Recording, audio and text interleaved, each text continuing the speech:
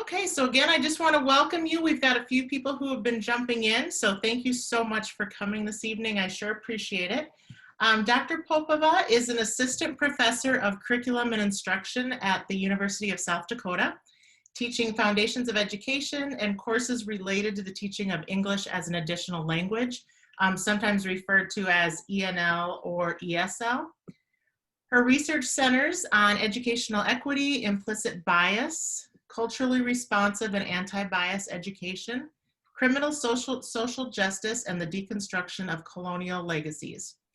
As part of her commitment to community partnerships in education, Dr. Popova sits on the advisory boards for the NSF GeoPaths in Teaching for Resilience in a Museum STEM Youth Program and the NYU Metro Center Culturally Responsive Mastery-Based Education Research Collective. And her professional memberships include the American Educational Research Association, the National Association for Multicultural Education, and Teachers of English to Speakers of Other Language. So again, thank you so much for joining us, and we will go ahead and turn it over to you. Thank you. Again, thanks for having me. That was a really thorough introduction. So I'm Dyanis and Conrad-Popova, and I teach at USD. I've been here in the Dakotas for about 5 years. This is my 5th year teaching at USD. So thanks for having me. And I'm going to share my screen, and hopefully this will cooperate. So right now you should be seeing, okay, I see nodding. That's good. Okay. So this is a fairly broad topic, so I'm not going to spend a whole lot of time on any one piece because we only have limited time, but I did want to touch on some key items, sort of looking at that intercultural communication responsive community piece. And I think that right now, particularly today and yesterday being election week, I think this is sort of a critical conversation to be having at this time about how we can make our communities whole again, to some degree. I wouldn't say whole, but whole again to some degree. So let me see if I can get this to cooperate. And of course it is going the wrong way. So forgive me for having to give you a headache. Look away so you don't get a headache if you have.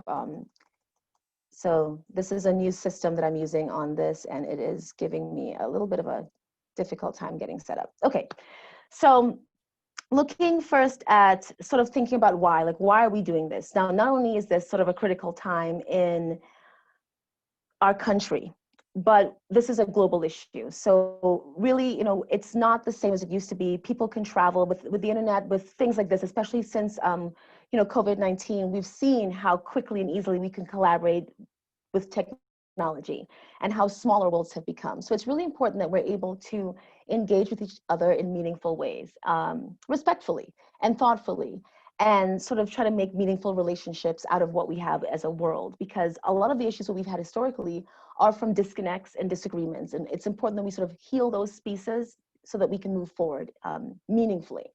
So it's really about breaking down those cultural barriers and sort of being aware of norms. So one of the most difficult things for a lot of students is realizing that a lot of the norms that we grew up with, the things that we understand that make sense to us, don't make sense to anyone else in a lot of cases. So when you think of the things that are meaningful to you, and I'm sorry, I'm trying to make sure I set my stopwatch so I don't go over. What seems normal to you? What makes sense to you in terms of how the world works? And it's important to realize that that is really unique to who we are and how we grow up. So it's sort of one of those things where I always encourage teachers or just community members to never assume that your norms are anybody else's norms. Assume that the things that make sense to you just make sense to you. And once you start to see it from that lens, then it's a little bit easier for you to say, okay, well, let me see how it makes sense to someone else. That way we can sort of engage in dialogue and meet somewhere in the middle. It doesn't always mean compromise, but it does mean trying to attain a certain level of understanding. It's really about improving relationships and what we call restorative justice, which I'll touch on a little bit later. But the idea is that we come from a system that's very heavily punitive. So if I do something wrong, then I must be punished. That may be effective in telling someone they did something wrong, but it's not effective in showing them how to do better. And I think a lot of these conversations, we're so focused on saying, hey, you did something wrong, so get out, rather than saying, okay, how can we use this opportunity as an opportunity to heal? And restorative justice really focuses on that. And that sort of comes together with that intercultural communication part. So it's really about transforming communities and realizing that it's not just about multicultural communities. So in a place like the Midwest, where we have communities that have in some places, very low racial diversity or ethnic diversity, it's important to realize that even in those spaces, this is important because everyone has culture, and how we interact with each other is intercultural communication. So before we get into the sort of the definitions of what that is, I want to sort of look at some pieces about where we are, why we are where we are right now, and looking at the pieces that contribute to our society feeling and looking this way, this need that we have for intercultural communication. Why do we have it? And one of the things that we think about, as hard as it is to come to terms with, is recognizing that the United States, as much as it is a fantastic, not only a fantastic experiment in democracy, but a fantastic country, was built on foundations of racism. All the other isms too, but primarily on the foundations of racism. The minute that settlers came and decided that other peoples were less worthy, the minute that other peoples were brought here under enslavement to work land to the benefit of others, those foundations, everything that we've done in this country, to our laws, to our policies, to the way that things work now in our economy, is centered and structured on those foundations. And it's important to realize that if we don't recognize that piece, then it's really difficult for us to move forward. So really important to recognize that that is the foundation that we're under. When we don't think about the fact that the 1790 Naturalization Act that decided who could be a US citizen specifically stated it could only be white people. And at the time they meant white men, because women didn't get citizenship. They were sort of granted it under alignment with a husband at the time. Very rarely did you see single females sort of being granted citizenship at the beginning. So the idea was that the 1790 Act emphasized, hey, this is only a space for white people.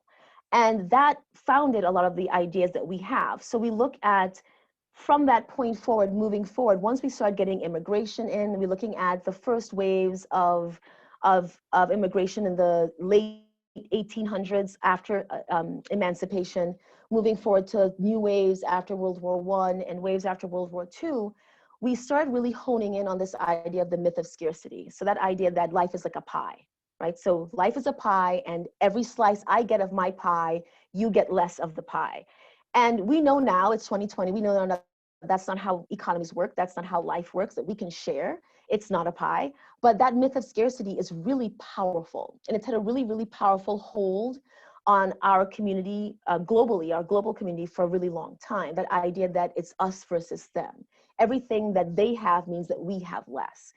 And that dynamic has been harnessed for political gains for long before the US was an official country. Even when you think about the times of the first enslaved Africans to reach the Caribbean, that was the idea. When slavery ended and they started bringing indentured immigrants, that was the idea. You divide and conquer. When you had indentured whites and enslaved Africans working side by side and building communities, it was intentional that we put those pieces, we put those wedges in there to keep them apart, because in any society, historically, the idea is if we have the people who have the least hanging out together, then they're going to rise up against those who have the most. That has been proven through many, many empires throughout the history of our world. So that dynamic has been used, it's still in use, and it's really, really powerful. It's really hard for people to get past it if it's been fully indoctrinated into their thinking and system. We have, because of that history, all these systemic inequalities. And this isn't a talk about systemic inequality, so I'm not going to linger. But the idea is to remember that the things that, the way that our society is framed now is intentionally shaped by policies, practices, and programs of the past. So when we look at redlining, I don't know how many of you might be familiar with redlining, but it was really common. It's still used in the United States, but it was a federal law, a federal program and policy in right after World War II. So essentially, you had banks that were aligning neighborhoods with their ratings for getting loans. So if you lived in a neighborhood that had a high minority population, then you were not eligible for a home loan. And that was a federal policy. So it was a federal policy that translated to bank policies that said, hey, people of color can't get home loans, they can't get business loans. And you had, even in places like Detroit, where they had to put a wall up, a white neighborhood had to put a wall up before their neighborhood would be granted mortgages because they were too close to a Black neighborhood. So those things really sort of shape the way that our neighborhoods look and the way that we have these sort of disconnected environments that don't seem to see eye to eye, that don't even seem to communicate well. That has a lot to do with it. When we think of land allotments, so land allotments going back to, I think it was the 1887 Dawes Act. So that allotment act that basically allowed the sale of reservation land to non-natives. So all those pieces that were federal policy really contribute to the way that our neighborhoods look today. We have this system in the United States of othering, of isolation. So in the Midwest, I have so many students, my first few years teaching, who said that I was the first person of color they'd ever spoken to in their entire life. They'd never really engaged with anyone else. They hadn't met any because they weren't avoiding them. They weren't exposed to any. They didn't know anybody who looked like me. So that our neighborhoods have been sort of shaped like that. When we had, the first suburbs that were built, cities like Cleveland and LA that built their highways to make sure that people from the inner city couldn't get into the suburbs. All of those things were intentional and created these sort of isolated and disconnected neighborhoods across the United States. That leads us to a lot of challenges that we have now. We have, because of this really, really intense system of miseducation. I've come to realize how much, and I was not born in the United States, so the United States history I learned was from an immigrant perspective. I learned about the United States when I was out of this country in high school. And coming here, and I've lived here for over 20 years now, realizing that the history that the rest of the world learns about the United States is very different than the history that the United States citizens learn about the United States. And when we look at textbooks, we can see that in the last few years, textbooks have been outed for literally leaving off slavery and calling and saying that enslaved Africans came to the United States voluntarily for a better life. McGraw-Hill, one of the main textbook publishers in the United States, had that published. Another one by McGraw-Hill indicated that Native Americans moved west to make room for the settlers voluntarily. So there are all these pieces that generations of citizens of this country have been led to believe a false history. We think about Martin Luther King Jr., we think about him marching and being peaceful in his I Have a Dream speech. We don't think about all the pieces, all the times he was literally beaten down during protests. All those little pieces get left out of our history, which gives people of all backgrounds a really disconnected orientation towards where the US has come from and where it still has to go. And that limits our understanding of where we are. It limits our exposure to other cultures, because if you think of US history, most of my students clearly say that they don't learn about other cultures in US history. They learn about other cultures during specific months, or it may be a paragraph that's thrown in, like the civil rights movement might be a page in a textbook.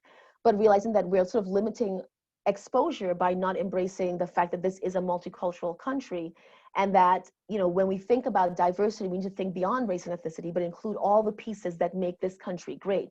Differences in religion, in class, in gender, in sexual orientation, all the pieces that make us who we are. We have limited opportunities to build empathy and to engage in dialogue. Generations of people have been told that you can't talk about religion, you can't talk about politics, you can't talk about race. So we have this sort of gap in our skills and abilities to have these conversations. And people tend to be hesitant. Well, I don't want to say the wrong thing, I don't want to offend anyone, or they simply just don't care about the conversation at all, which it maintains that disconnect. It reproduces that disconnect in our society, which leads to a lot of these critical issues just not getting talked about. A lot of things that could simply be discussed and addressed, and so we could move forward, aren't addressed because no one wants to really engage in the conversation. And I have the image to the right of Mount Rushmore, because I want to emphasize that critical issues, that connection between the miseducation and the critical issues that are remaining unaddressed. So when we think of South Dakota particularly, every car has Mount Rushmore, almost every car has Mount Rushmore on the license plate. It's the state standard. And that's something that we advertise as something that we should be proud of, the 4 presidents. Tourists flock from across the country and across the world to see this marvel of construction and architecture. And we don't think about the fact that it was a racist system that put that in place. This was a sacred mountain honored by tribes across the Midwest, across what is now several states. And the person who designed and supervised the construction of Mount Rushmore was a member of the Klan, a member of the Ku Klux Klan, an active knight in the Ku Klux Klan. He was an active and open white supremacist. And this was a message. This was a message of keep in your place, of we're going to take something that's sacred to you and we're going to destroy it. And we're going to put, it's one of the tools of deculturalization. We're going to replace something that is important to your culture by something that is important to the dominant culture. And we don't think about the fact that many of the faces on that mountain are known for their mistreatment of people of color. They're known for massacres, and they're known for harsh laws and regulations that really oppress peoples of color. We don't focus on that. Like, we focus on the fact that George Washington's dentures were made out of wood. We don't talk about the fact that his dentures, his second pair of dentures, were made out of slaves' teeth.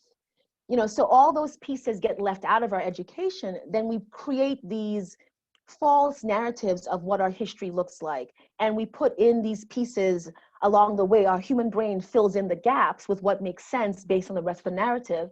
And that leads to a really difficult discussion, because if we have all these false narratives in different groups, then it's really difficult to get to the truth and to the center, which then leads to these personal biases, these implicit biases that we've sort of internalized from centuries of miseducation and cultural splitting, which then leads to microaggressions where I am, being harmful or hurtful to others, whether intentionally or not. And, we're dealing with systemic issues right now. They have sort of exploded in 2020, this awareness of the systemic, but also this embrace of xenophobia, this embrace of hate based on difference has really become powerful in US culture. And a lot of people may have thought that it was the minority of the population, but as we can see from results that are developing, quite a large population of the United States is entrenched in this fear of the other.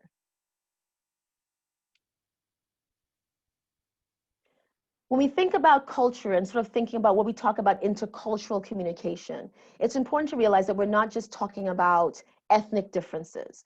So I have a couple of sort of prompts here for you to sort of think about as I'm mentioning a few things, but how do you define culture? What's the first thing that pops in your head? Do you think of people in different costumes? Do you think of people in different traditional wear? Do you think of people in eating different foods? Like, what comes to mind in your own space? And how does your family see yourself as a cultural being? How do you define yourself as a cultural being? Because what we find in this country, particularly among young professionals, is that a lot of white professionals don't see themselves as cultural beings. They see culture as something that other people have. They don't see culture as who they are. And even in the Midwest, where I hear that a lot from my students, I still hear students in the same breath say that, every Christmas, they have, the special dish that their Norwegian grandma made. That's culture. That's still part of culture. And knowing and sort of thinking about how we define that and how it makes sense to us. So in mainstream society, our definition of culture tends to be very narrow. And as we engage in these conversations, it's important that in order to have meaningful intercultural communication in our communities, that we have to redefine culture in its true form, its broader form, in terms of our worldviews. How do we make sense of the world? What are your norms and expectations? What are your ways of knowing? That is how we look at culture more broadly. So these are some images I've put together that just highlight culture in terms of how it's defined generally. So clothing, food, all these little pieces. And yes, all of these things are culture. All of these amazing differences are cultural. But it's not all that culture is. And I think that when we focus on the differences, then we don't really honor the similarities in terms of who we are as humans, what makes us humans as our culture as well. So when we think about culture, it's all these overlapping pieces, all these intersecting bits.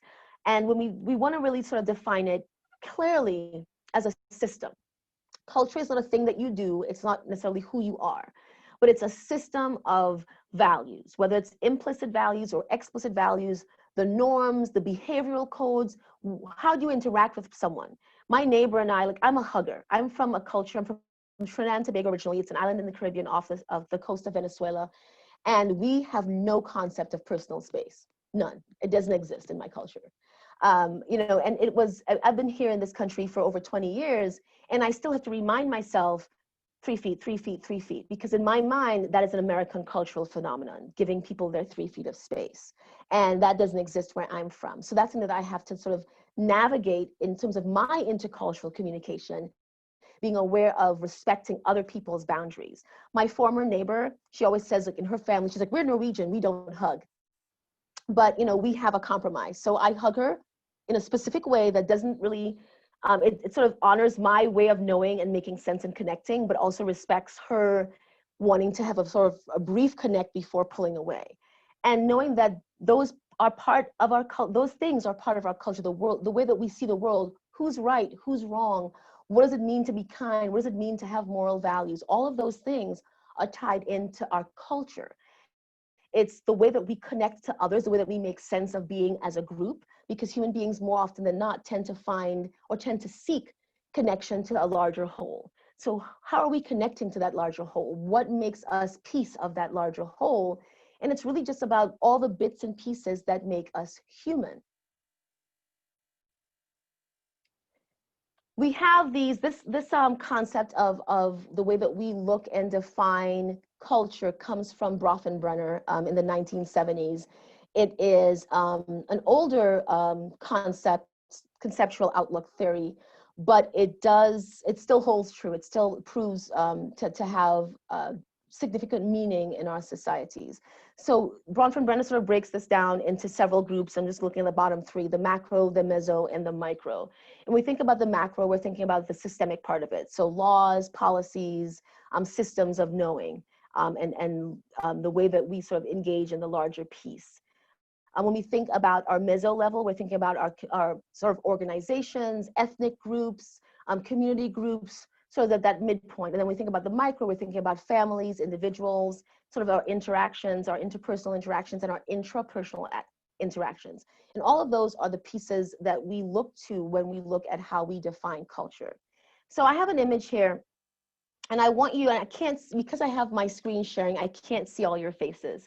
But I'd like you just to briefly for a moment reflect on this image. This is an image of US culture. If you Google US culture, this is one image that repeats dozens of times with minor variations. And I want you to think about how much of this image represents you as an individual, and how much of this image represents you in terms of your connection to your family or your community.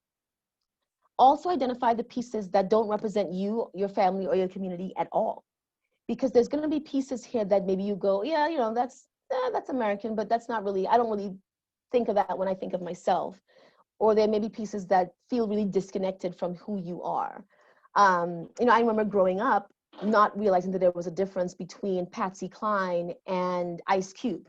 Because for me, growing up, they were all just American music. It wasn't until I moved here when I was 18, I went, okay, well, that's rap and that's country. But to me, it was all just the other, right? So thinking about how those pieces come together and make sense, and what that means for who you are as a cultural being. And just because they're representations doesn't mean that you identify with them culturally. So just because there's a cheeseburger here doesn't mean that, you know, your favorite food is a cheeseburger, or that you particularly identify your culture with cheeseburgers, but realizing that macro level, this is the macro definition or the macro representation of US culture. When we think about building strong communities, what we want to think about is the micro level and the meso level. So the meso level is the community level, the micro level is the individual level. And we want to see where those two pieces intersect. So we think about this culture wheel. We look at all the pieces that make up the individual's culture. How do we value knowledge? Whose knowledge do we value? How do we value language? Whose languages do we value? What traditions are meaningful to us? What traditions do we respect? What traditions do we mentally push aside? Techniques and skills that have value, arts. When we think about the arts, we think about, particularly in US schooling, the classics, right? We think about European classics. One of the images I showed on the first slide of culture was a musical instrument called the kora.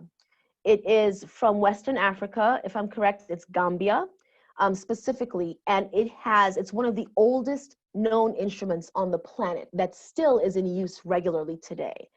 The kora is older than most European instruments that we know of, but yet it's never mentioned in classical music because we value European classics. We don't value African classics. So when we think about those pieces, it's important to realize that the way that we define each of these pieces on that wheel, it's unique to us. And even if you have a sibling or a parent or a grandparent, those things may be different. Even if it's just one aspect of that wheel, there are going to be differences in those pieces. And how are you not only identifying thoughtfully and intentionally how you interact with the world as a cultural being before you then try to seek to understand how others interact with the world as a cultural being?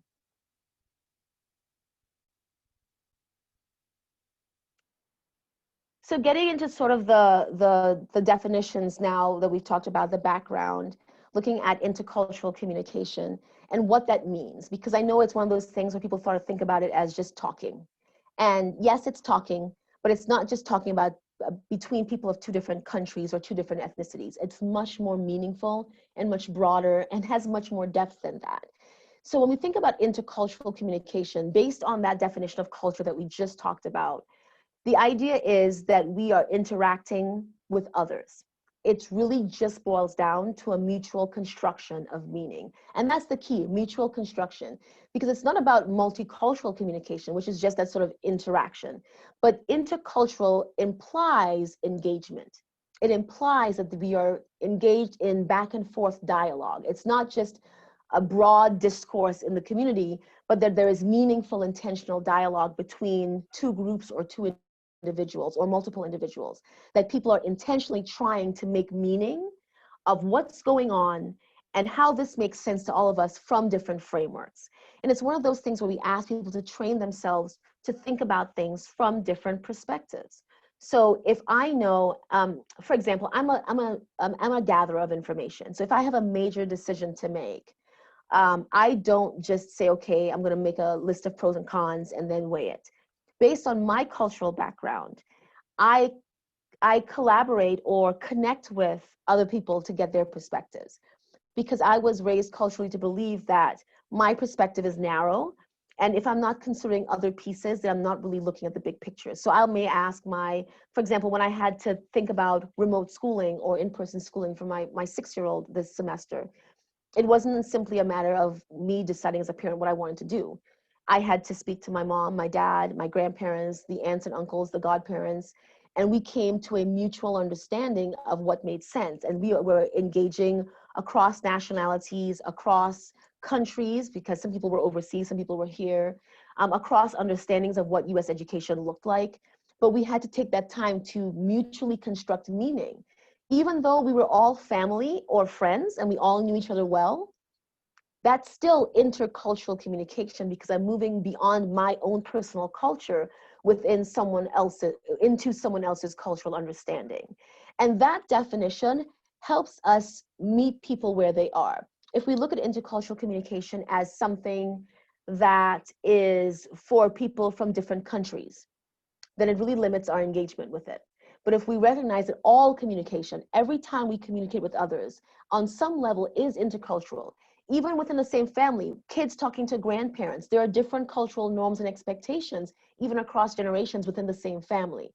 So there's always intercultural communication to consider. And if you start working in small spheres, like improving your intercultural communication within your family, within your immediate circles, then you can expand that and sort of slowly expand your circles to engage with others who have greater differences than your family members may have. And when we think about that communication piece, we're really thinking of all the components that make up communication. So these are sort of the 8 sort of standardized academically recognized components of communication that can affect. So all of these things both affect the level of communication that exists and can be affected by the level of communication that exists. So the source would be the speaker, the receiver, the message, the way that we're communicating, what channel are we communicating this on, what mode of understanding are we using to get that feedback that we're looking for, what are the contexts involved, because contexts differ and every context is the same way we tell students with culturally responsive teaching in classrooms that it's individual. There is no cheat sheet or checklist because it's so contextual. You know, what makes sense for intercultural communication in Mitchell may not make sense for intercultural communication in Omaha. So knowing that it's culturally specific to the context of the space and of the environment that exists in that. And then of course, you know, always with interference that can come in terms of distractions and mixed messages and miseducation that can affect that as well. And the beautiful thing about intercultural communication is that it goes beyond race and ethnicity. And usually when we think of culture, it all centers around race and ethnicity, but it's so much more than that. There's so much more to who we are as cultural beings than the way that we look or the way that we practice or perform our racial ascription. So looking at the way that gender may shape our communication, we know that based on research that females tend to defer more in conversation in order to be respectful and polite. The tendencies, they're the majority. And we know that male speakers tend to be more assertive, even when they're doubtful of whether they're right or wrong. So there are certain things that we can see in the research, and we know that those things affect our performance of who we are. And those things affect our intercultural communication as well. And what we're trying to deal with intercultural communication is moving from what we call ethnocentrism, where it's sort of like my ethnicity, my group is the best group, my group is the right group, my group deserves more accommodations or consideration. And we're moving towards what we call ethno-relativism, where we have groups who are able to sort of shift and morph and recognize each person they interact with as a cultural being and adjust their interactions and their communication to suit. So there's this really interesting model called the developmental model of intercultural sensitivity. And it really looks at the details of that. And it creates this sort of spectrum, recognizing that life is not binary and that everything is a continuum in most cases. So we have that continuum, ethnocentrism, all the way to ethno-relativism and all the pieces in between. And they break, Dr. Bennett breaks this down into pieces. Looking at denial in terms of, you see denial with having people sort of disregard difference, ignoring difference, thinking that their ethnicity, their group is more complex and more deserving than others, moving towards defense or what we call reversal defense, where we internalize that, well, it's us versus them. That defense is it's us versus them. And we really, that idea of pie, right? Everything I have is less than they have. And we see the reversal defense within communities of color or within the, whether it's gender or sexuality, within the marginalized group, the ones that have internalized those messages, that believe that their own group is negative. They aspire to be a member of the other, the dominant group. And then we look at minimization, that's where we sit a lot in the United States right now. We're in minimization. Color blindness, that idea of, well, yeah, that's important, but, and sort of navigating that. We're somewhere between minimization and acceptance in most communities, somewhere within that part of the continuum. And what we're really moving toward is that idea of integration, that idea of people who are able to adapt and change beyond themselves. When we think about adaptation, we're thinking about the ability to adjust how you interact with others based on the understanding that their ways of knowing and their worldviews are equally important. So as we move more to the right of that scale, we're really trying to go beyond tolerance. So when we get to acceptance and adaptation, we're thinking about like that idea of, okay, well, yeah, these people are here. I may not agree with them. Acceptance is not agreeing. It's just accepting the fact that they exist and that they deserve to have some respect. But as we move further right, we're really looking at how can we acknowledge that everyone's cultural understanding is equally valid and equally complex as my own. And we really want to encourage that within our communities at all levels, because it's really important to the way that people simply embrace their humanity and try to engage in respecting others. When we think about that culturally responsive piece of that intercultural communication, that's when we sort of navigate okay, so how are we going to fix this problem? We know what we want, but how are we going to get there?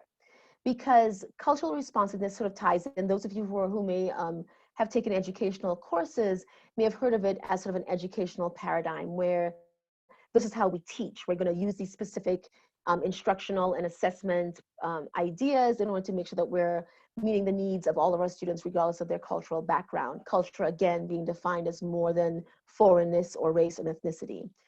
What cultural responsiveness is as it relates to communities is still an educational paradigm, but we're going beyond schooling. So it's important to recognize that schooling is time bound, and it's sort of fixed to K through 12 education or K through 16 education, looking at what do you need to know to accomplish specific goals, and how are you going to get there based on standards and rules and regulations.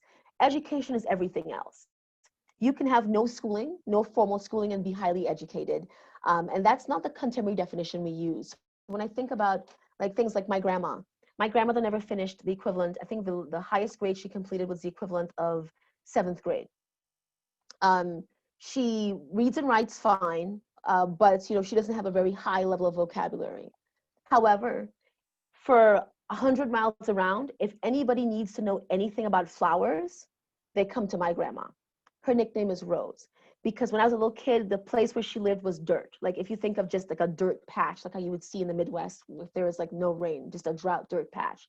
By the time I was 5 years old, it was a rose garden, and she would graft her own roses. She created her own sort of types of roses that were probably never documented because she didn't have the education to know that, the schooling to know that she had to do that. But she had a lot of education about nature and about flowers and about gardening and about grafting and the science of grafting, but she never did it in school. So knowing that we have to recognize this is an educational paradigm that works beyond school, that goes into our communities to validate the values, the experiences, and the knowledge of all of our community members. Every single community member deserves to be valued, deserves to be heard. I can never be satisfied with 95% of my community being okay, just like I could never be satisfied with 95% of my students being okay. We need to, as a society, reach to make sure that everyone has a chance. This country, in spite of its racist origins, was founded on the idea, and our schooling and our education systems were founded on the idea of opportunity, educational opportunity. And helping our communities become responsive helps enrich the opportunities for all the community members, regardless of background, because representation matters. And if we can see in our community that everyone has a chance to be heard, everyone has a chance to be valued, then that really creates a more fulfilling experience, a more welcoming community, which then leads to stronger economies and stronger businesses and stronger relationships outside of our communities, which is, all those pieces fit together to give us all the bits that we want, economic certainty and everything else that we need. It's a starting point. It can be really transformative because we're focusing on building relationships. We're focusing on meaningful dialogue, intentional dialogue meant to solve issues or to come to common understandings. Trauma-informed paradigms that recognize that for some communities, regardless of race and ethnicity, it could be based on class, it could be based on gender, that some communities have undergone historical trauma. And that our societies now, in many spaces, our society reproduces, reinforces, and emphasizes that trauma. It brings it up. I mean, can you imagine going back to that Mount Rushmore example, being a member of a tribe for whom that mountain was sacred? You can't escape Mount Rushmore in South Dakota. It's on your license plates, it's on pictures, it's on state documents, it's on everything. It's a constant reminder of trauma. And if we can't recognize those things and engage in those conversations, then we're not really trying to make a community whole. And a community isn't just the people that agree with us, it's the people that engage with us in any realm or sphere. And again, that ties into our restorative justice. We're looking at moving away from punitive measures. So right now, when people do something wrong, it's all about, well, you did something wrong, you're gonna be punished. You can be punished by being canceled, you can be punished by having your business closed down, you can be punished by everything in the world right now. But how are we gonna turn that around into something educational? How are we gonna say, okay, yes, you did something wrong, this wasn't okay, but how are we gonna move forward through it? And restorative justice really emphasizes that communication, that dialogue, that, okay, all the stakeholders are going to discuss what is the best way to make this a learning experience so that the perpetrator can learn how to not do this better in the future, or how to do this better in the future. And those who were wrong, those who were harmed, can heal. So restorative justice in responsive communities and interculturally communicative communities, it allows for us to heal and to find a point where we can say, okay, this is what it takes to make it better. And I know that we're getting close to time. So I wanted to spend a few minutes just sort of focusing on, we have this idea of culture, we have this knowledge of why we need to do this. We understand the factors historically that have shaped our communities and our cultures. How do we get there? It's nice to have this sort of theoretical explanation of all these ideas and ideals, but how do we actually make concrete steps to improve how our communities look, sound, and interact? The first step, understanding yourself as a cultural being.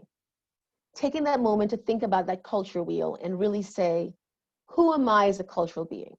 Even if I haven't thought about myself in that way in the past, take the time to really investigate whether you're going to be a teacher, a business owner, an administrator, a leader in the community.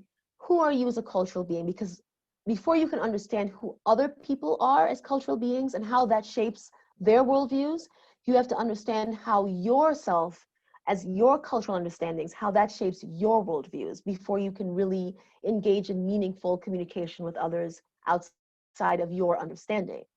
You have to take at this point, as adults, the responsibility for undoing your own miseducation.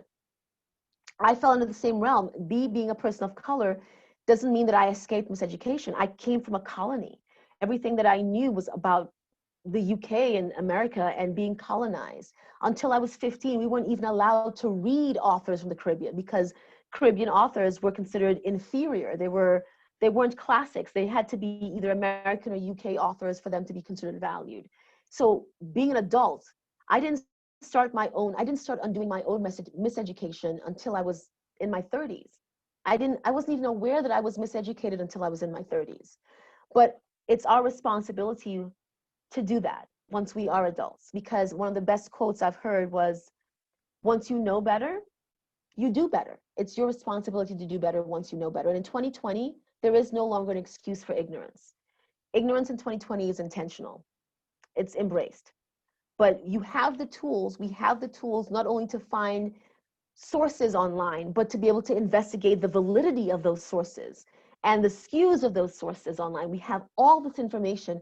I mean, Google didn't even exist until my sophomore year in college. So I see that contrast here of how much more information we have at the tips of our fingers, so that we can really seek to learn our histories, fill in those gaps, really get a more meaningful understanding of our past, because that then allows us to explore our own implicit biases. It allows us to say, okay, I thought this, now I know this. How has this prior understanding really shaped the way that I interact? And sometimes you're not going to catch yourself until you do something. You went, oh, wait a second, I shouldn't have done that. Oh, did I say that? Oh my gosh, I said that thing yesterday. I hope no one was offended. Knowing that, that's the first step. But really taking the moment to say, okay, what biases do I hold? So in my classes, one of my foundation of education classes, one of the things that I do is that I ask students to make a list of all the biases they've heard of. Because if I ask them to make a list of their personal biases, they won't do that because they don't want to be shamed for their biases. But if I tell them things that they've heard of, they'll make a really, really thorough list. Think about that.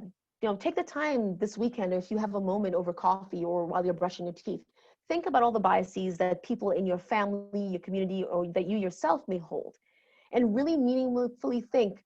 Now, even if they're good biases, like, thinking that, certain things may be good, like some people say, like, for example, a particular one is Asian kids are good at math.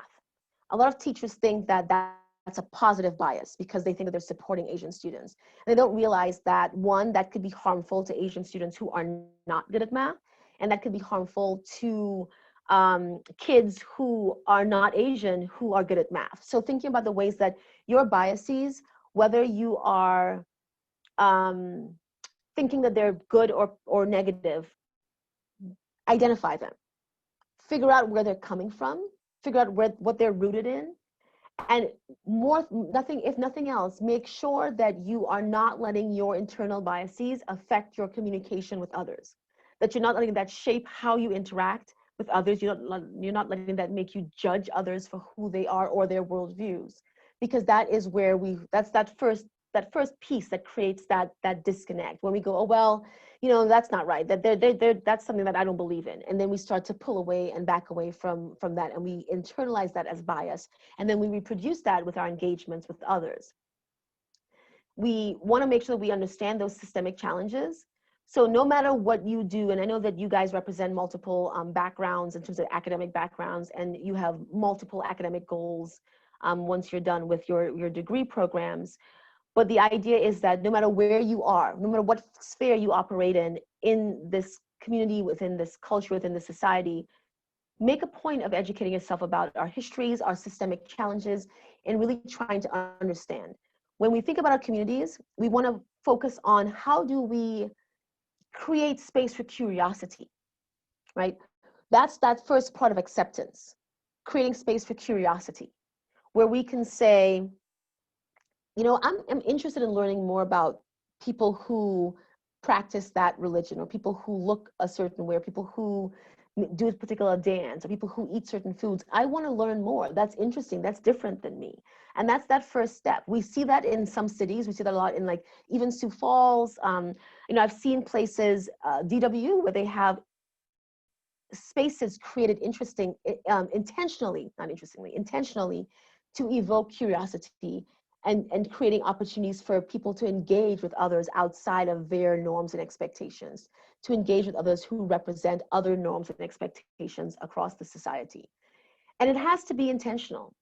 We can't get there if we just sit here and wait for it to happen. I think former presidents, I forget the title, the president's wife, Michelle Obama. She made a quote in her book. She said in her book that you can't wait for people to fight for you. You have to fight for yourself. And that is the point of intention in this. We want our communities to be intentional in saying, hey, you know what? We want to have a better community. We want to have a good time. We want to embrace everyone. We want everyone, regardless of their income or religion or race or gender or anything else, their disabilities, to feel like they belong, to feel like they are heard, to feel like they are valued. That has to be approached with intention, both from the grassroots level and from the top down. It has to be an all-in piece, because that dialogue has to be there. Even if the dialogue starts like this, the intention of engaging in dialogue will slowly ease that up and allow people to engage meaningfully. But it has to be intentional, and it has to be patient, because it takes time. It has to be scaffolded, because you're going to have those miseducational pieces. You're going to have those misunderstandings. And how are you going to put those pieces together so that people can ask questions? So people can say, okay, I have this idea, and I don't know if it's biased or not, but I want to talk about it. I want to hear other people's perspectives. How do we get to that point where people feel safe engaging without being hateful? We can see from social media culture that that's difficult. People hide behind anonymity, and they often say things that they wouldn't say to your face. So we want to open up those spaces, not only in person, but online, where people can engage in meaningful dialogue, and that they can recognize that when you are disagreeing with an idea, that you focus on the idea, not the person. You're not attacking the individual, but that you're saying, hey, I have a difference of perspective or opinion on a particular a thought or idea that you represented. And being able to recognize that that person doesn't have to agree with you. You can feel that you don't understand or disagree with something, and they can still be recognized and empowered and valued, and saying, well, I respect the fact that you don't get where I'm coming from, but that you can still honor the fact that I have a different perspective. That requires cognitive frame shifting. It really requires a way of adjusting how we think. And one of my greatest joys as a professor is helping or scaffolding students through that process, helping students begin, because it is a process that takes longer than a college degree will allow, but it is a process that you can begin in terms of shifting the way that you frame difference, shifting the way that you frame otherness, shifting the way that you frame culture, and the way that you frame interaction with people who have different beliefs and worldviews that you may have, regardless of what that foundation may be. And because we are in the United States specifically, and because we come from that background of white supremacy, that foundation of white supremacy in this country, we have to take the active space to be anti-racist. It's not sufficient to be neutral. Desmond Tutu, who was an archbishop, he is South African. I think he has passed, was really famous for really connecting across cultures and communities and countries. He was respected and loved everywhere that he went. And he said that when you, in the face of oppression, when you are trying to be neutral, you are siding with the oppressor. There is no neutrality here. There is no, well, we can agree to disagree here. You can't be partially racist. You are either racist or you're anti-racist. It's not enough to be non-racist anymore. Non-racism is just simply not being racist to other people. What we need in societies is anti-racism, people who are actively willing to step up and say, no, that's not okay. You don't have to scream it. You don't have to yell. You don't have to be mean. You don't have to be aggressive, but to say simply, no, that's not okay. And that accounts for when you go home for Thanksgiving and you may have a cousin or an aunt or an uncle or a grandparent who says something that may have been appropriate, or that may have been appropriate 20 years ago or 50 years ago, but that we know is not okay now. We know that it causes harm. We know that it causes pain. It's up to us to step up and say, it's not okay. Because when it comes to communities and it comes to hate, silence is consent. If you don't say it's not okay, then you are saying it is okay. And as harsh as that may seem, that is the truth. And it's awkward. You know, I had a meeting last week with senior faculty who are tenured, who I don't have that privilege. They have a lot more privilege than I do as it comes to that. And one of the faculty, it wasn't USD faculty, it was just people across the country meeting together. And one colleague made a statement. We said, I don't mean to be offensive, but that's always a first clue. I don't mean to offensive, but, and then he made this statement equating sort of Asians to being bad drivers. And everyone paused. And 12 people in the room, no one said anything. They let it go. Being the youngest person in the room and the least senior person in the space, least experienced person in the space, it was up to me as the sole person of color to say, dude, that's not okay. Like, no, we don't say that. Like, it's 2020. Like, I know what you were trying to say. Let me help you rephrase that to what you actually meant, rather than what actually fell out of your face. So as politely and respectfully as possible, think about that. Are you comfortable calling someone out, even someone who has more power than you? And when I say calling someone out, not going, you did that badly or you did that wrong, but can we do that differently? Can we approach that from a different perspective? Or can I share with you another thought or another framework that you might want to consider? Ways that we can engage meaningfully in helping people see that this causes harm. So again, that idea of it's not sufficient to be neutral. It's about being active and saying we deserve better as a community. We need better. Everybody in this community needs to be better. And then of course we take that into the other ists, the sexists, the racists, so the sexists, the ageists, the people who are anti-disability, all of those things. How can we use our privilege as people who have thought this through, because that in itself, going through the first stages of understanding ourselves as cultural beings, learning our histories, addressing our bias, understanding systemic challenges, going through that process grants us privilege. It grants us privilege of awareness. How are we going to use our privilege for good? How are we going to use our privilege to improve the experiences and lives of others?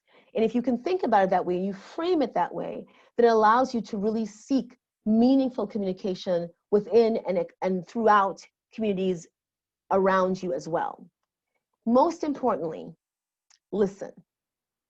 And it seems really simple, but just scrolling through social media in the last few years, people don't listen.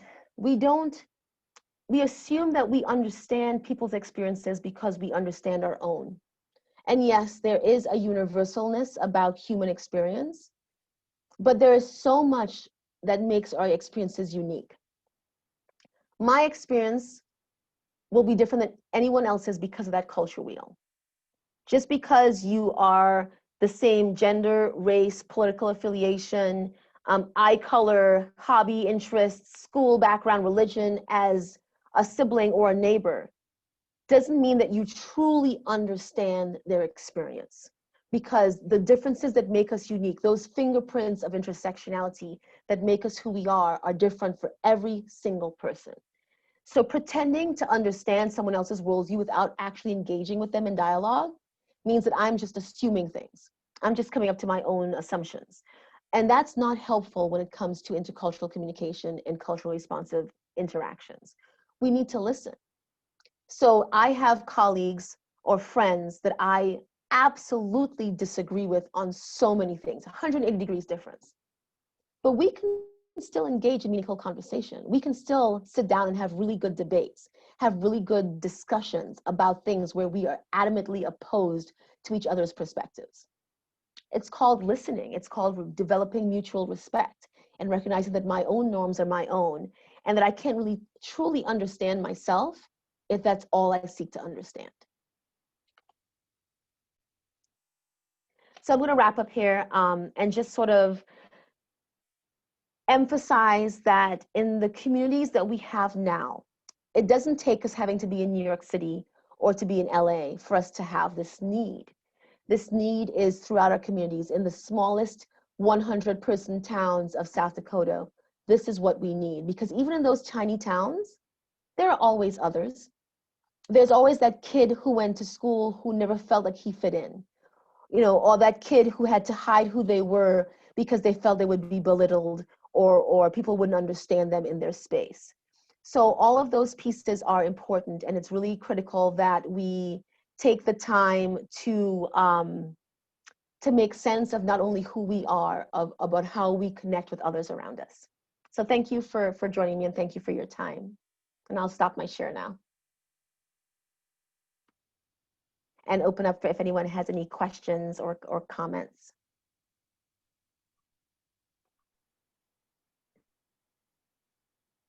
Thank you so much. I would really appreciate everyone to jump in if you have questions, or if you would prefer, you can post them in the chat and I can certainly pose those for you.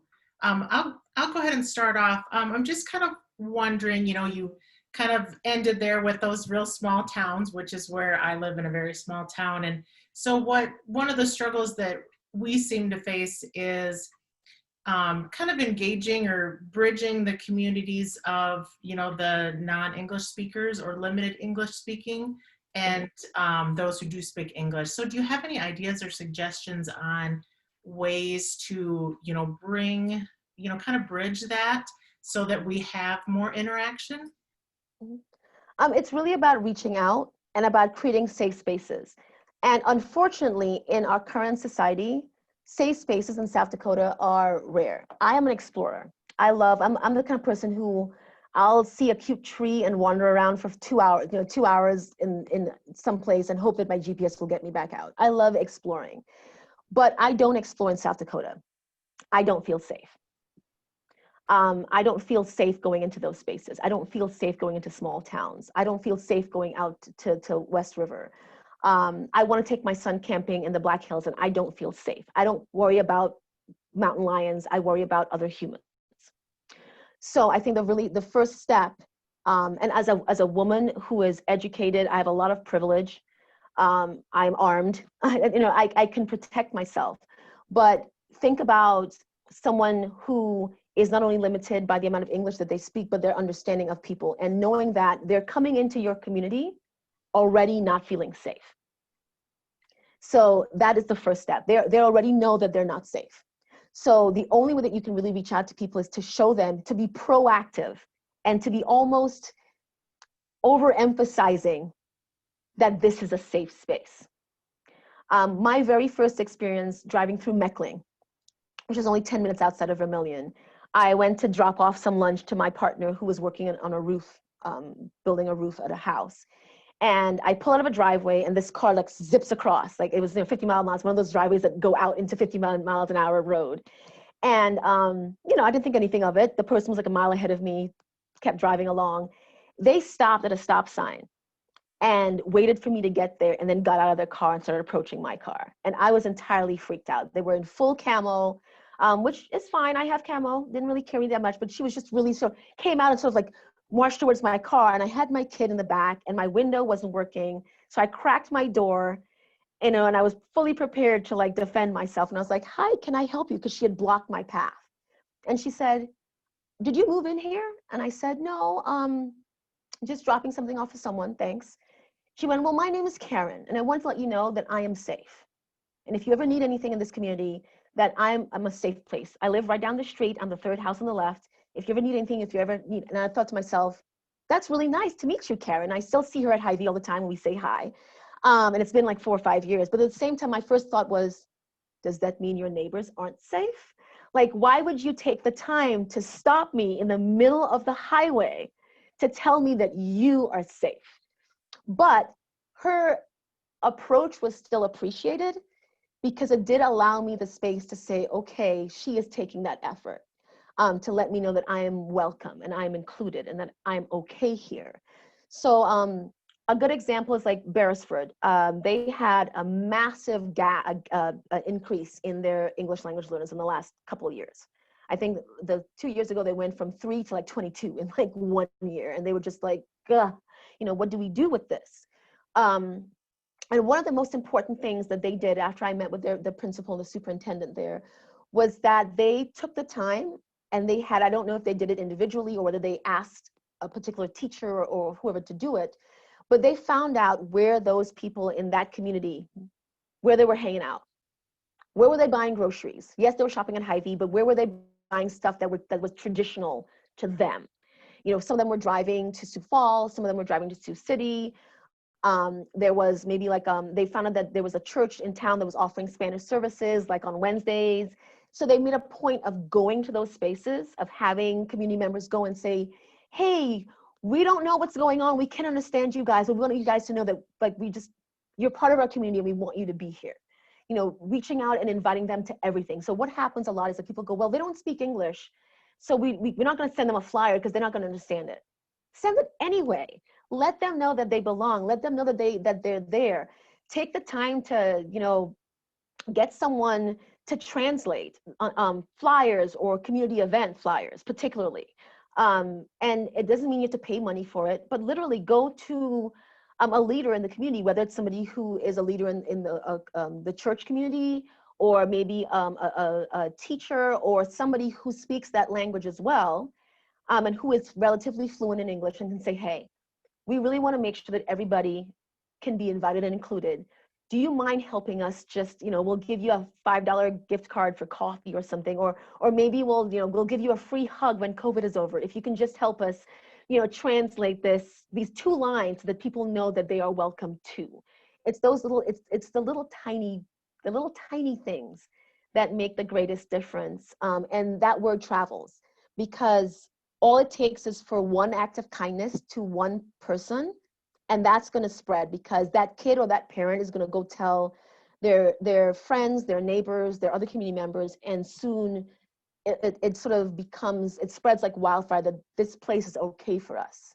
That happened in Huron to some degree, right? The way that they sort of they went above and beyond in some spaces to really engage with their ELL community. And it made a massive difference in terms of just even how their schools assess students now. And they are like, they still have a long way to go, but they are approaching a really good model of how to be inclusive in those spaces.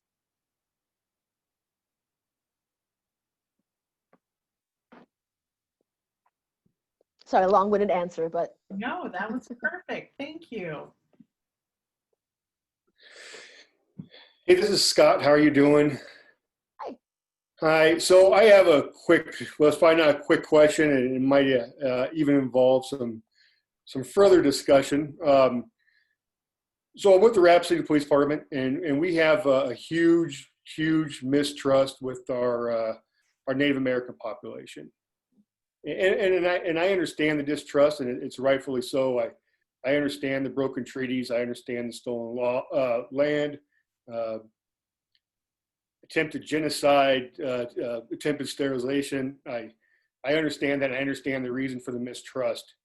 But every time we try taking a step forward, it seems like we take 2 steps back. Mm-hmm. Is there anything that you could think of that will ever try to bridge that gap? I mean, we do collective healing initiatives, anything and everything we can. We've put together, we have a new philosophy of policing through a trauma-informed lens. We actually worked with the Council of Elders, Native American professors and doctors in Native American history, and we've put on a one-day class that lays out the true history back here. Because like you said, it's never, the true history is not taught in high school. Mm-hmm. So we want to, and when officers go there, not to ask, why did you do this, but how come you're in this, why are you in this position that made you do this, and try to resolve those deeper issues. But we just can't seem to get past the mistrust in the government. And I understand it. Any suggestions? That is a hard one, because as you mentioned, it's a justified mistrust. Like I even say, like, and it's not, it's not unique. I mean, the first police forces were slave chasers, and they were rounding up people of color. That's sort of the background. So there is this embedded distrust that I've found that is unique to this country in a way that is different in other spaces. But one, I think you guys have done great initiatives. Like, I think that the work has started. There is, the hardest thing is the patience factor. I think the reality is that we want, in a lot of these initiatives, we want immediate results. Mm-hmm. And it's a long game. Yeah. And that's the sad part, because those of you who are doing this work right now in Rapid City Police Force aren't going to see the benefits of it. Okay. The ones who are going to see the benefits of it are the ones that are going to come, 10, 15, 20 years down the road, because it takes that time to build those relationships. And if you're reaching out to the Council of Elders, if you're reaching out to people in the community, that's the first step. Because what happens is, the biggest part of the mistrust, and it happens even at the university level. If I want to do, I'm a registered member of a tribe outside of the United States, but I do not claim tribal affiliation in the United States, just because my experience is vastly different than the experience of natives here. But at the same time, it's important to recognize that level of patience is really, really difficult in terms of disconnecting. Because if you think about the hundreds and hundreds of years of mistrust, mm-hmm. and justified mistrust, we've only had less than 50 years of time since then, since those policies. And we've had even less of that time since we've actively been trying to help. So the last official years that Native American women were being forcibly sterilized in the United States was the year I was born. Okay. Not that long ago, right? Yeah. We're doing it now. You see women being forcibly sterilized. People who are of Native American ancestry from outside the United States are being sterilized in 2020 by the government. So it's really difficult to disconnect. That there is no break to say, okay, this is over now, let's move forward. And that's where that difficulty comes in, because all it takes is for one member of your police force, just one, to do something and that will erase everything else that you guys have done. We've noticed that, yes. And that's the reality. And the thing about it is that since you guys, because the first thing that I would tell people is go to the community. Don't decide what needs to be done to heal. Let the community themselves make that decision. So it's, even if you approach the Council of Elders and say, we want to do this thing, it's still an idea that you guys are presenting. From an Indigenous framework, it's really about trying to learn the different ways of understanding. So for example, one of my students always says when he was first working on in a reservation school, you know, he would like lay out these rules and speak to people like this really sort of firm way and didn't understand why people weren't responding. Mm-hmm. You know, because like, this is what needs to happen by this deadline, and people just didn't click with that. And it was just adjusting a particular tone or a way of deferring to certain things, like, you know, knowing that when you speak to elders, you speak on their time. Your 20-minute meeting is irrelevant. It may take 4 hours before they decide to talk to you about anything meaningful. And if you're really invested, you take that 4 hours. But it also, the hardest parts, and I think that if any force or any city really wants to see anything meaningful, there are two things that have to be addressed. One is hiring practices and bias in the force.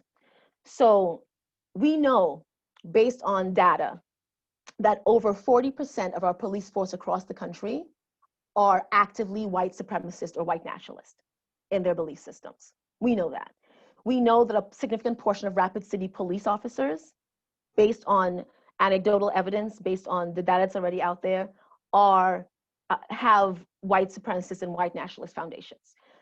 So one, hiring practices. How are you hiring and training people? Like, are you hiring people because you need someone to be hired? Are you hiring someone because you have to find 50 new officers this year? Or are you really making sure that the officers you have are coming in with either the skills or the dispositions to be the kind of officer you need to have to create this community? Because if we're just, it's same thing with teachers, if we're just hiring bodies to fill spaces, then we're not really vetting people in the most effective way. And yeah, there's a reality of sometimes we just need bodies to fill spaces, you know, but at the same time, we have to be thoughtful and we have to be aware of the fact that when we do that, we're going to be taking those 2 steps back, because training doesn't happen easily. I mean, it takes you have to spend I think it's like 2 years in training to be a pastry chef, and it's significantly less to be a police officer, right? So we know that we have to really try to root out those problems. When we think about the histories of lynchings and all those things that happened in this country, it was the police force that upheld those events. It was the police force that upheld those activities. It was the police force that did all those things in the interest of own bias and all the other issues that were going on. And there are too many good officers who remain silent. And silence is consent. Because I know I have police officers in my family. I have really great officers in my family and people that I know who I would trust with all aspects of my life, who are really, really good police officers, who do everything for the right reasons. But I tell them to their face, if you let that blue code matter, you are one of them. You become part of the hate. Because if you are letting that hate slide because of that blue code, why bother? You're no longer part of the solution, you're part of the problem. So it's really about addressing how are you going to root out those individual biases, particularly in long-time officers who've been doing this for a really long time. People who say, well, you know, Native Americans, they're all drunks anyway. Or they see somebody and they assume that they're homeless, they assume that they're ignorant, they assume that they're going to cause problems, they assume that all these things come up. We see that in the way that officers make mistakes because of those biases. And you can't address implicit bias in 1 or 2 trainings. It's a long-term thing. And there needs to be some sort of recompense. So if I do something that creates harm in my community, then I can't just walk away from it, because the community sees that. If they see an officer do something and they see that officer, like, it not be addressed, where that person is, even if it's just you got to go to training for the next year or whatever it may be, when people see that happen and they don't see something being done, they assume that the force is consensual to the act. And then on top of that, you have all these systemic issues. So the force is built on laws and policies that are in themselves oppressive. So then you need to have people at the higher levels of that force say, okay, how can we advocate to make these things more equitable, to make these things more fair? How can, now that we know that we have these laws that are, or these policies or these actions that tend to be skewed, how can we address that not only on the individual level, but also on the systemic level? And honestly, all it takes, as much as it takes for one officer in a force of 10,000 to make a mistake, to have everyone pull away, all it takes is for one officer in a force of 10,000 to do the right thing, to have people drawn in. So I think it's really about finding that balance. And it's really hard in an organization that's big. There's just so many moving pieces. It's hard to account for the beliefs and actions of every single person, from the person answering the phone to the person actually going out on calls. It is a very, very daunting task, which is why I say it may be 20 years before you really see that benefit. But if the force is committed and it keeps reiterating regularly, not just in Native American Month, not just when it's time to checklist things for, accreditation and stuff, but continually engaging and trying to say, hey, this wasn't right. We're not going to fire this person. We're not going to charge this person, but we're going to address this issue in this way. Then those are the steps that little by little, the community is going to start saying, okay, all right, it's been a year. They're still doing it, right? Okay, so it wasn't just a fluke, and that way they begin to trust. I mean, when we had the whole George Floyd thing recently, everybody and their mother was all of a sudden all about systemic violence, right? Everybody was all of a sudden about addressing it. And my first comment on Twitter when it first happened was, let's see how long it takes before they get bored. And by September, they were bored and they had moved on to something else.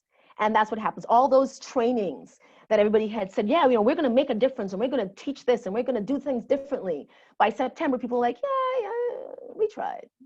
And that's the end of it. So I think it's about being persistent. And it's like when you break if you think about a dog, right? If you have a dog that you've mistreated, if you think about people who work in shelters, you don't just all of a sudden take a dog out of years of mistreatment into a shelter and be nice to them for a week and all of a sudden they're reformed. All of a sudden they're accepted humans again. It can take months, sometimes years. And sometimes that dog may only trust one or two other people because they've been burned and scarred so often and so hard in the past.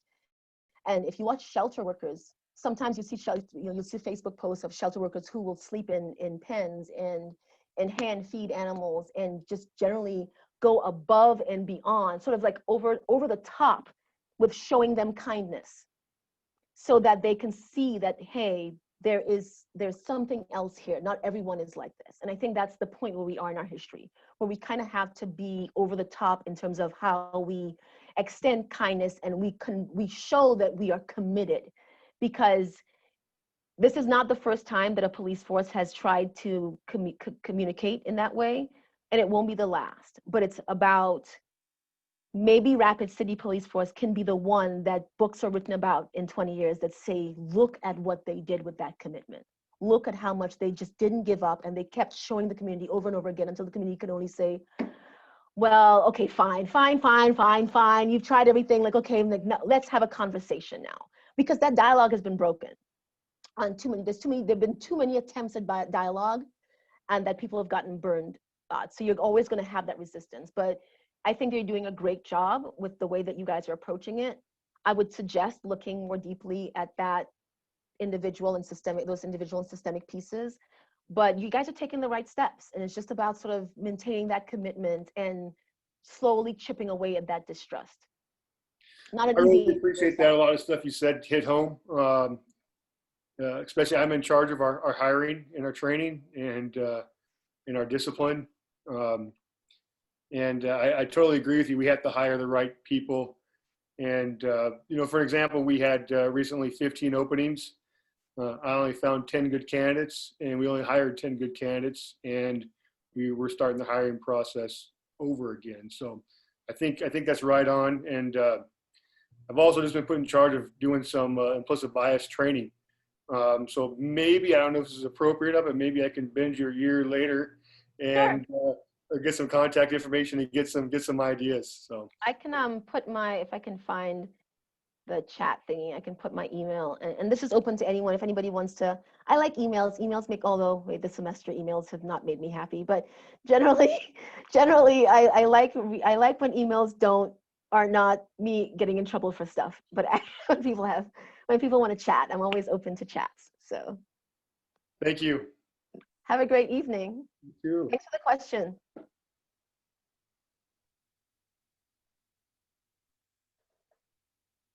I've used up all of your chat time, Melissa. No, you are good. Since no one else jumped in, I have one more question I'd like to ask. Because we have a couple educators in the room, and then also I know that I've got a couple classes tomorrow that are gonna rewatch the video, or in the next week, I should say. What advice do you have for those educators who are just starting off? You know, and you mentioned the issues with textbooks, of course, and some of the other issues around education. How can we, like, what would be your big takeaway for our educators who are going into these schools, and, you know, part of, you know, their job is going to be to try to choose curriculum that shows things in a, you know, fair light and gives the actual historical facts? What are some ideas you have for that? Oh, that's a really, Because I'm going to try to sort of make that succinct. I think it's all the same stuff, really. If you think about it, it's really, I mean, my primary thing is do no harm, right? Do no harm in that, really thinking about those pieces of why you are who you are, what has shaped you into being who you are, and how you perform that in the world. And I think a lot, because the United States is such a large country, it's really easy to see our norms and experiences here in our communities as norms. I see teachers in Sioux Falls, even in Sioux Falls, which is a fairly, you know, multicultural city, talking about, well, Black kids are just loud, you know, or Native kids, you know, they never do their homework on time, you know, things like that. And my first thing is that all of us are biased. Every single person is biased, right? But we also all have privilege.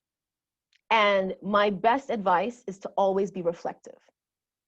Reflection as an educator is the most important thing that you can do, because not only does it help you with your teaching, but it transfers into your lived experience. In that, whether you take the time over coffee, whether you're brushing your teeth, whether it's while you're cutting your toenails, whatever makes you happy with life, you know, to take the time to say, what did I do well today? What can I do better tomorrow? And that's something that has become part of my life. So when I go to Hy-Vee, if I'm having a bad day and, you know, I may have, maybe I interacted with an employee that I thought was just not doing something or wasn't helpful, and I roll my eyes or something, I really take the time before bed, sometimes the next morning if it's too late, to sit and think, how could I have been a better human in that moment? And I think that is the most critical part of doing that, because as a teacher, you have so much power in a classroom. You have the power with one sentence to completely crush a child or to help them find their space and connect with life. And all of us have probably had at least one teacher that said something that was well-intentioned, that really just cut, right? And still affects you to this day in a lot of cases. You don't want to replicate those things. You don't want to reproduce those things. When new teachers go into classrooms and they panic because, oh my gosh, there's all this stuff to do, the first thing they do is that they revert to what they're used to. And all the pieces of improved pedagogy that they learned in their degree fall out the window. And it's usually after year 3 that people go, okay, wait a second, I learned this thing.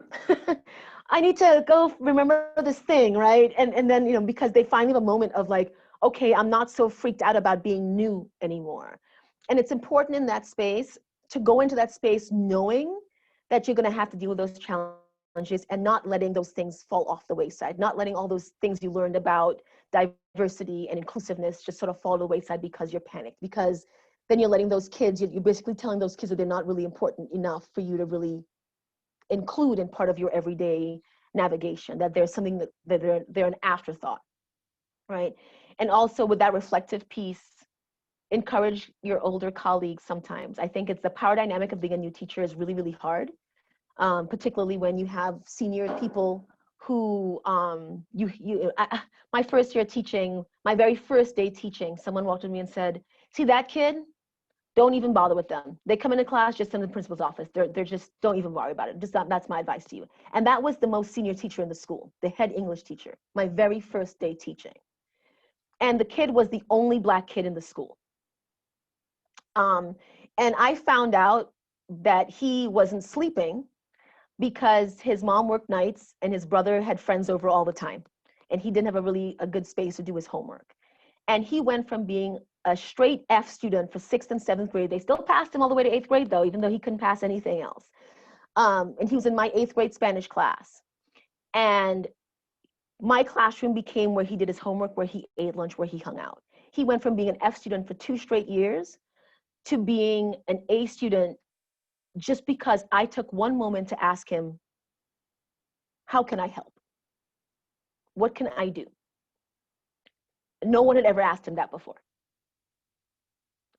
So I think that those pieces those are my top things that I think new teachers and just sort of going into education that would be the most significant to remember when it comes to building those relationships.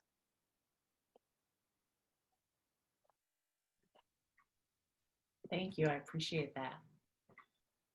Other questions?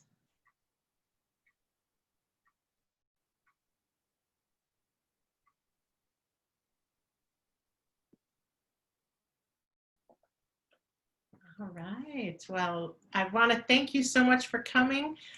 So everyone, I did want to note too that this was made possible by the South Dakota Humanities Council. I'm so thankful they were able to provide us a grant to have Dr. Popova come and speak with us today. And I really appreciate that as well.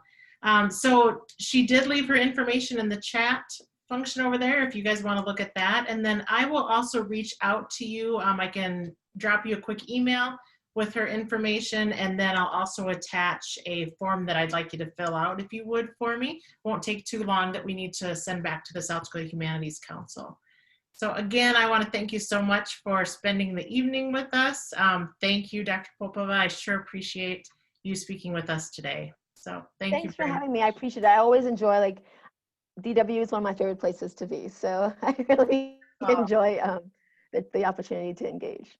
Perfect. Well, hopefully next year we'll be back on campus or not, you know, that we can have speakers and stuff back on campus, I should say. So yeah, hopefully we'll be there. All right. Thank you so much. 2021 will be a better year. That's right. We can hope, right? Thank you so much, everyone. Have a great evening. Have a good night. Thank you. Bye.